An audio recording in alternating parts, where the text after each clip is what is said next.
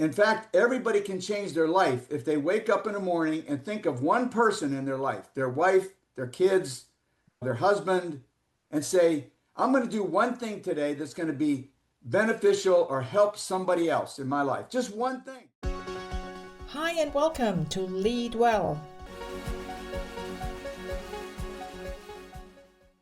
Welcome to this week's episode of the Lead Well podcast. And today's guest has been called the ultimate networker for a good reason. Hi, George. Hey, Christine, it's good to be here.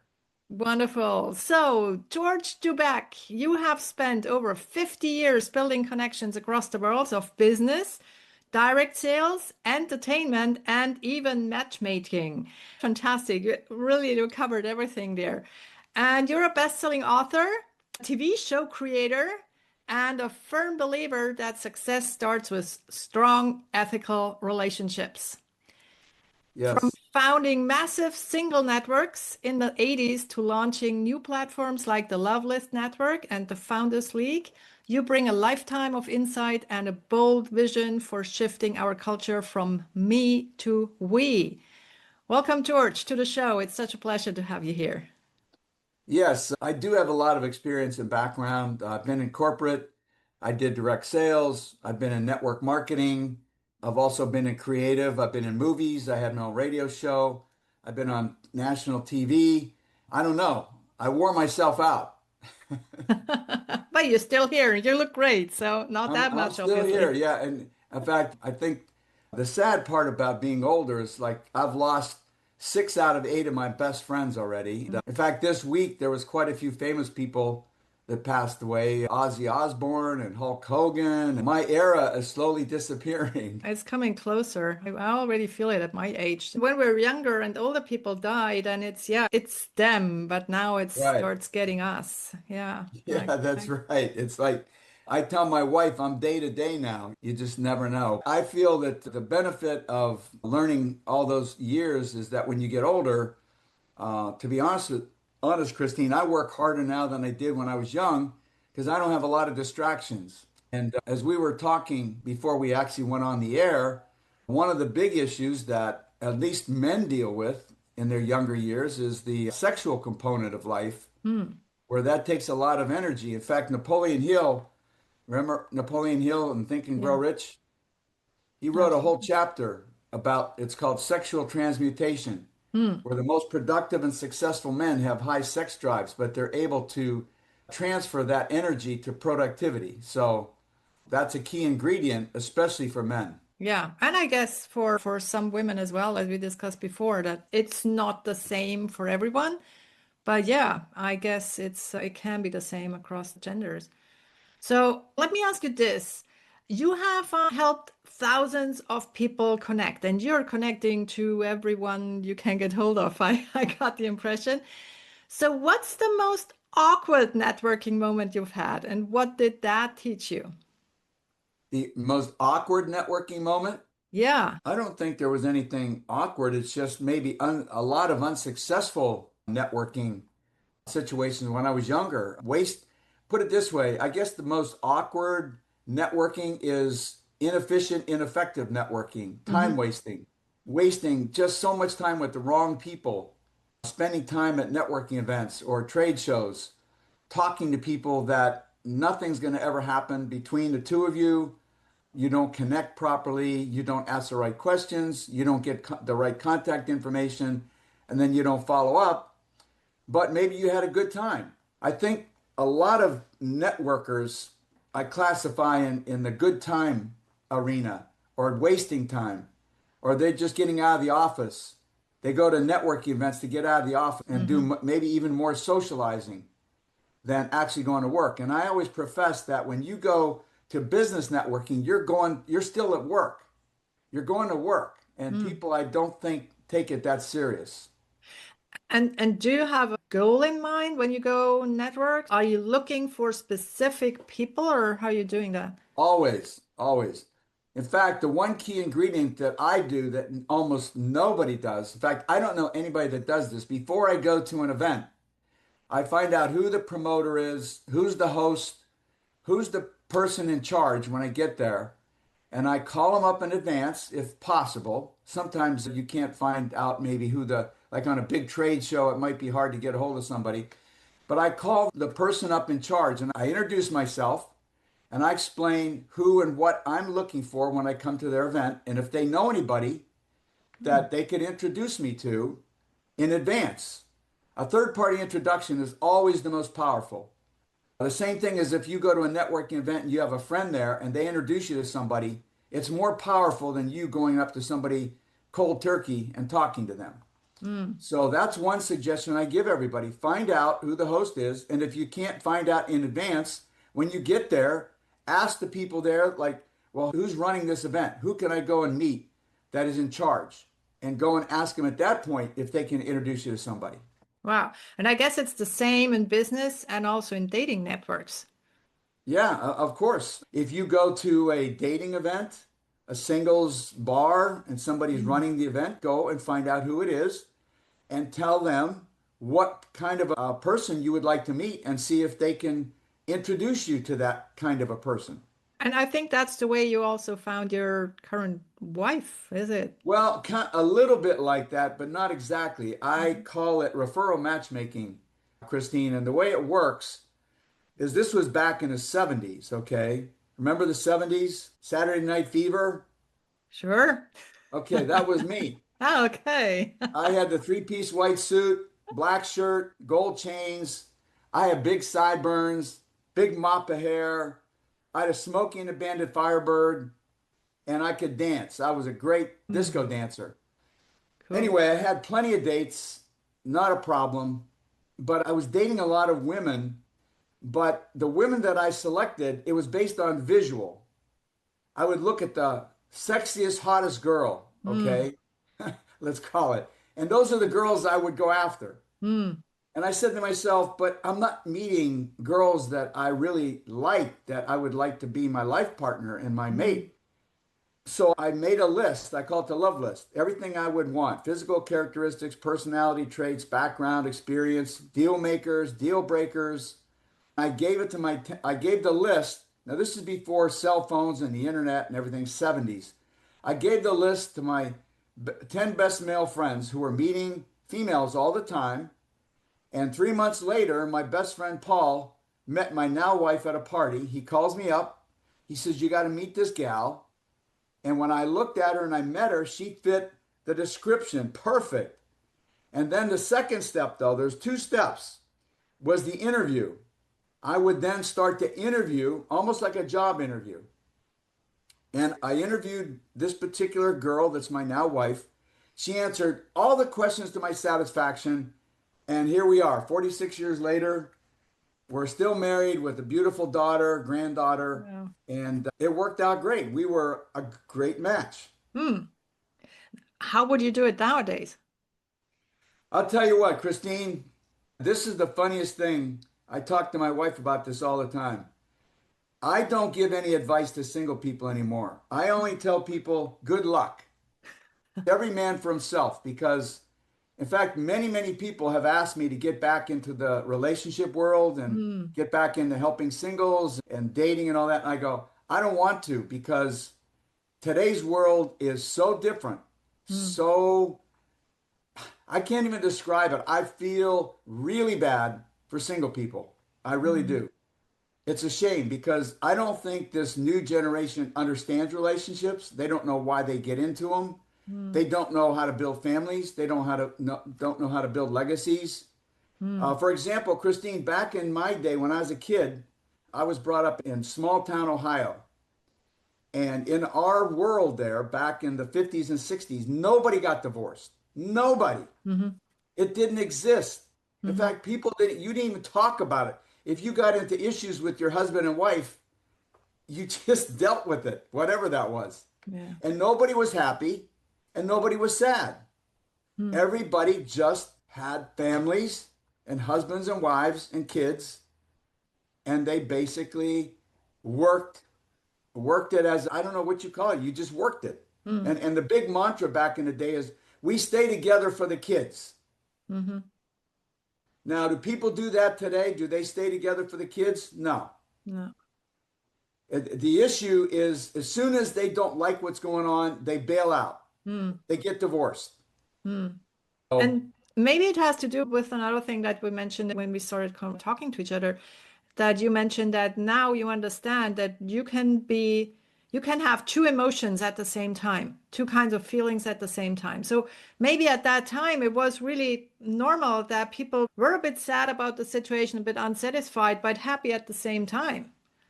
yes. Well, like I said, in today's world, going back to the train of thought that we Mm, were on, is if I would have met my wife today, okay, at the time I was 32, she was 22. If mm, I would meet my wife in today's world, she was 22, I don't think I would have lasted 5 years with her. And we were like Barbie and Ken.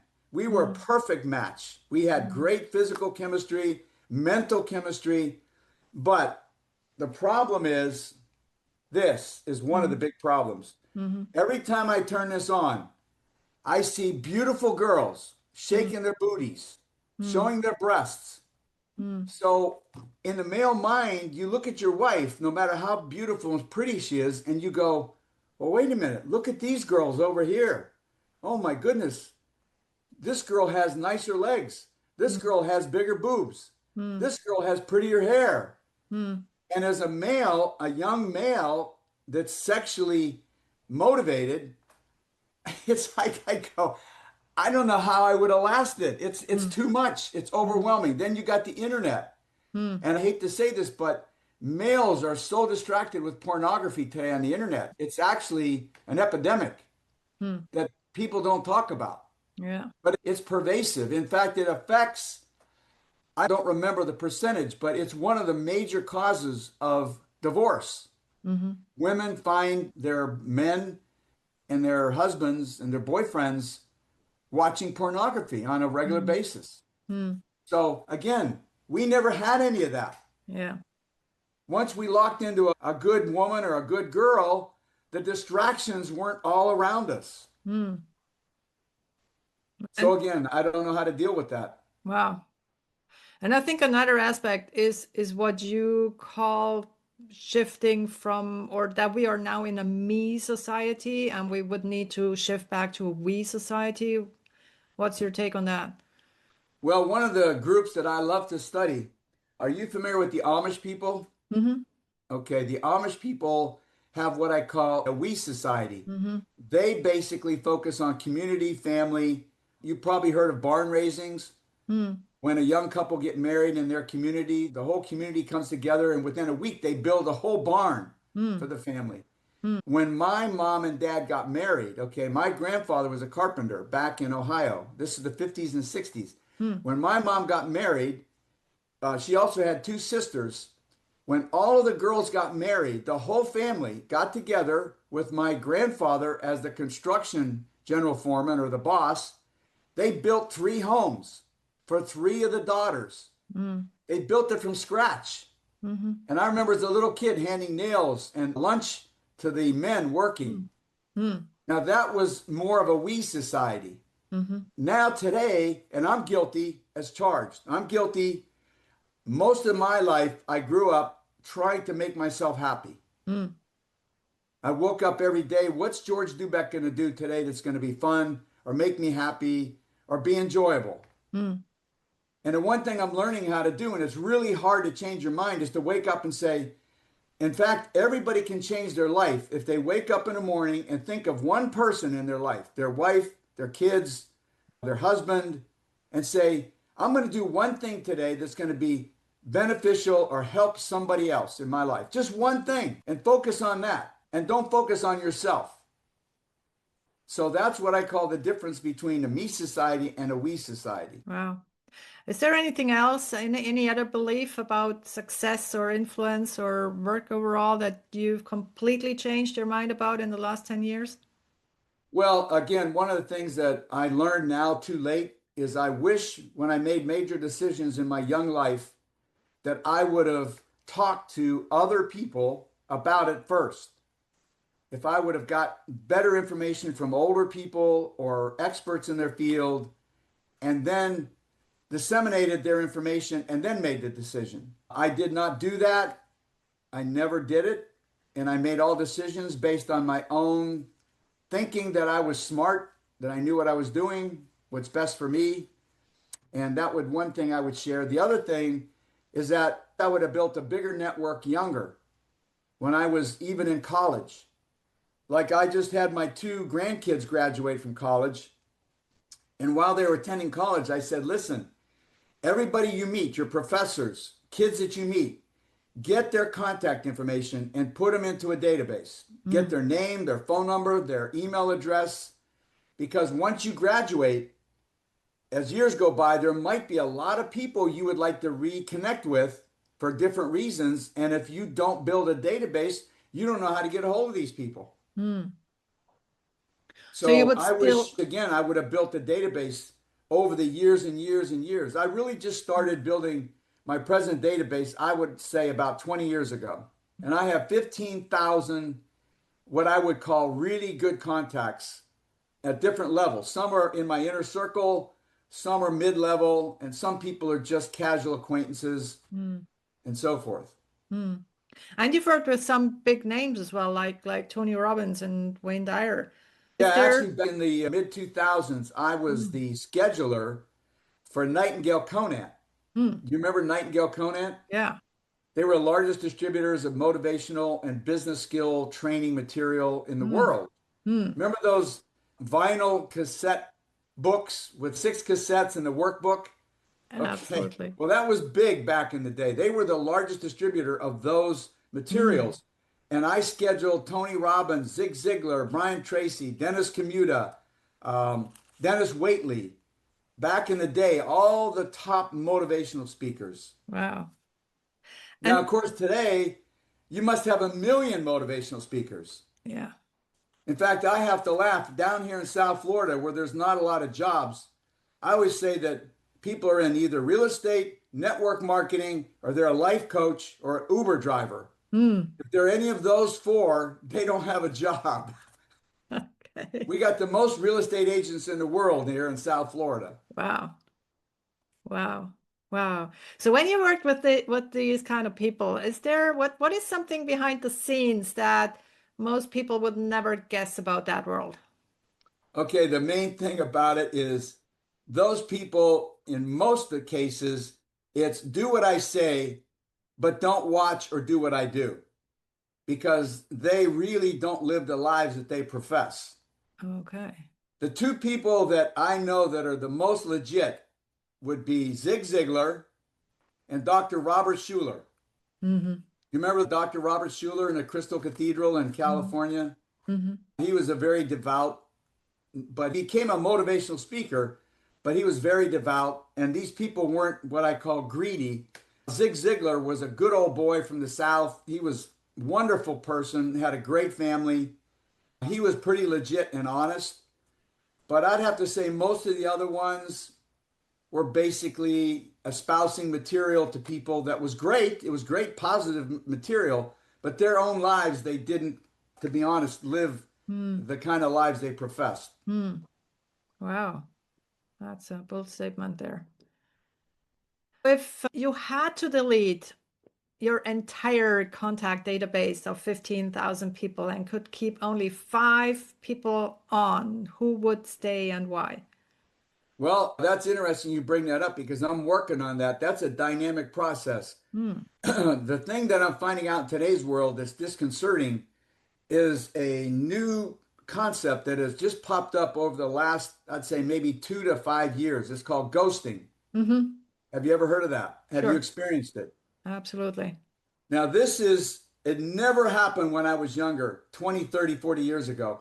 People that you connected with, you associated with, friends, even Mm, longtime friends, or even family members yeah. that you have good relationships with, and then all of a sudden they disappear. Mm-hmm.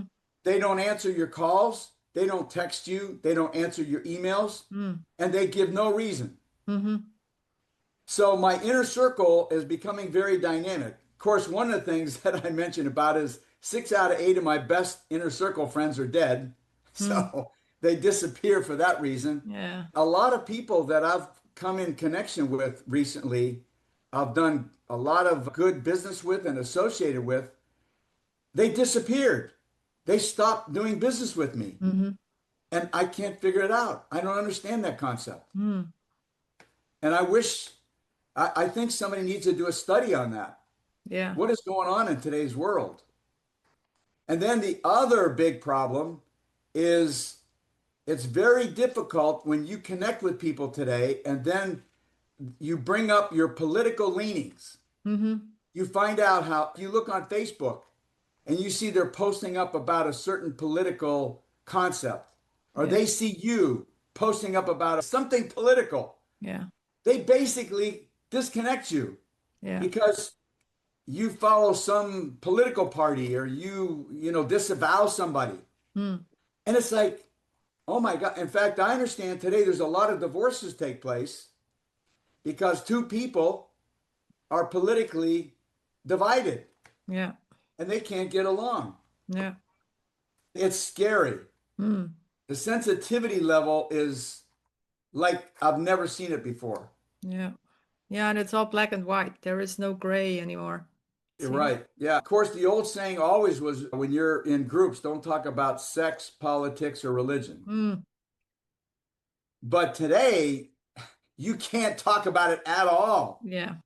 Zero. Yeah. Don't even bring any of those issues up. Yeah. Yeah. I know a lot of coaches, a lot of people that are in public, they would never ever post any political statement because they say, well, I can't afford it. I can't do it. Right. You'll lose friends and Yeah. customers. Yeah. Yep. Absolutely. No, it's really scary. And then that's maybe we could lead into the discussion about mental mindset. Mm.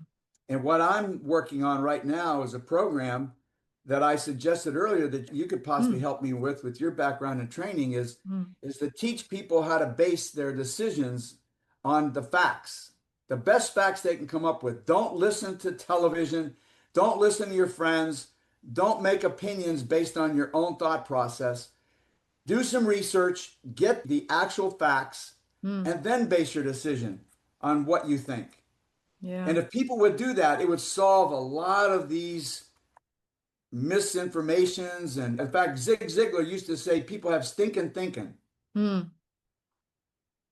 Yeah. They just can't think right. So Yeah. I don't know if over where you live, they had a TV show called Dragnet. No, we don't. This was way back in the day. And it was a police show. It was Mm. called Dragnet. And Mm. the main guy was named Jack Webb. He was the detective. Okay. And every time they would bring a bad guy in, he would say, just the facts. I just want the facts. Mm. Don't tell me you killed somebody or don't tell me this and don't give me a spin on it, reason or blame. Just give me the facts. I'm trying to make myself and put myself into that category. Mm. Before I espouse something to somebody, check out the facts first. Look Yeah. it up and then say what you want to say. Give actual information that you and the source. Tell people where you got the information from, Mm. not from television or some newscaster or your neighbor. Yeah. It That's very hard to do.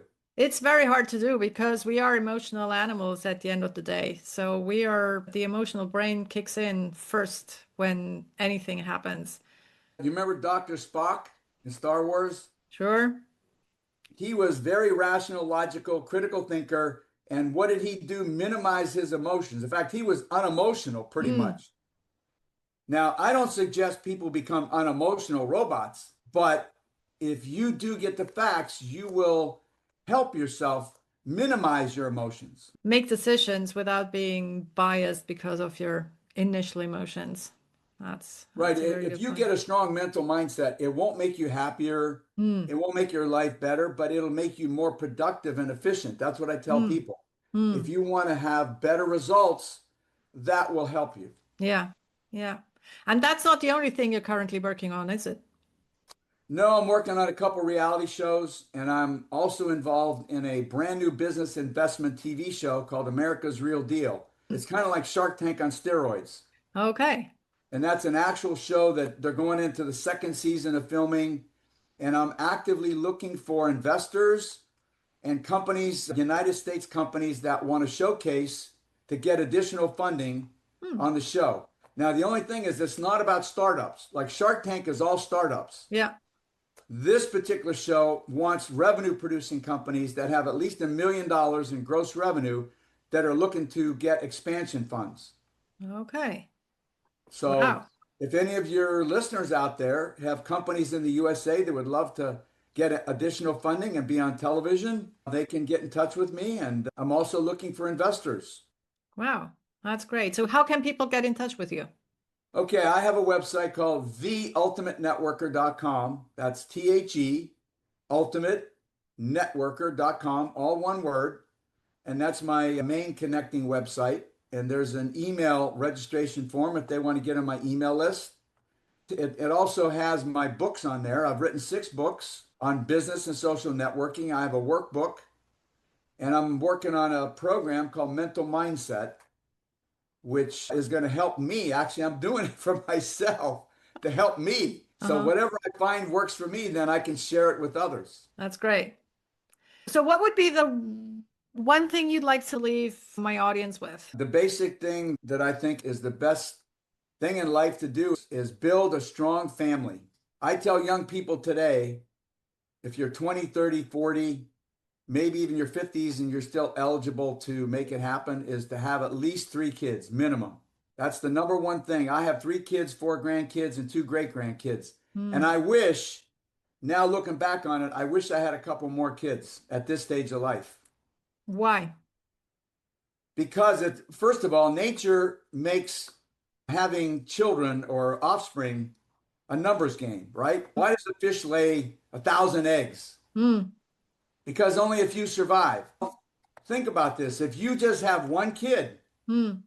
and you're 60 or 70 years old Hmm. and something happens to that kid or they move to another country, Yeah. you're a 60, 70-year-old person lonely by yourself. And then, okay, even if you're married, when you're 60 and 70, something might happen to your wife or spouse. Hmm. So my life now at this stage is all about my kids and grandkids. They don't care what I did, Christine. Mm-hmm. In fact, nobody else cares what I did. I've been in movies. I've had my own radio show. I've been on national TV. I've written Hmm. books. Hmm. I've spoken to 10,000 people. Hmm. Uh, But you know what? Nobody cares. Hmm. It's strange. But my legacy is what? What is my legacy? My books, my radio show? It's my kids and grandkids, which live on through me. Yeah. And I'm helping them. I'm focusing on developing them as best as we all can with the family. So, Hmm. and then number 2 you have to take care of is your health. Mm-hmm. Health is wealth. Mm-hmm. Might be the most important thing because if you're not healthy, nothing else matters. Again, Yeah. And I think the older we get, the more important it is. And we should start at an early age to take care of it. And now it shows. well, I had 3 younger brothers. They're all dead. Mm. They were into drugs, Mm. alcohol, smoking, and Wow. I'm still ticking. I Mm. never smoked. I never drank in my life. Wow. For whatever reason, I never Yeah. did. Yeah. And And I work out twice a day. mm. I'm not overweight. I'm not diabetic. I have Mm. a reasonably good diet. I still eat ice cream and Doritos. Mm-hmm. I love ice cream, Wow. but I eat as many vegetables and fruits as I can. And, I just try to do whatever I think is best to keep on Mm. ticking. Yeah. And to be there for your grand and great grandchildren. Right. Wonderful. Cool. Well, thank you so much, George, for coming on this episode, on this show. And I would have many more questions to you, but we know time is precious. So thank you very much. And I wish you best of luck with all your current endeavors. And I know there is probably a lot to come yet. Well, anytime, we could do a special show just on business networking Hmm. or on finding a date or finding a mate, just on love, sex, and romance. I mean, I've got stories. We could be on all day with all the stories I Wow. have. So now you made me curious. Thanks so much. Okay. This was Lead Well. Now, what is the one thing that you're taking away from this episode? Please share in the comments below and do share the podcast with your friends and family, but only if you like it.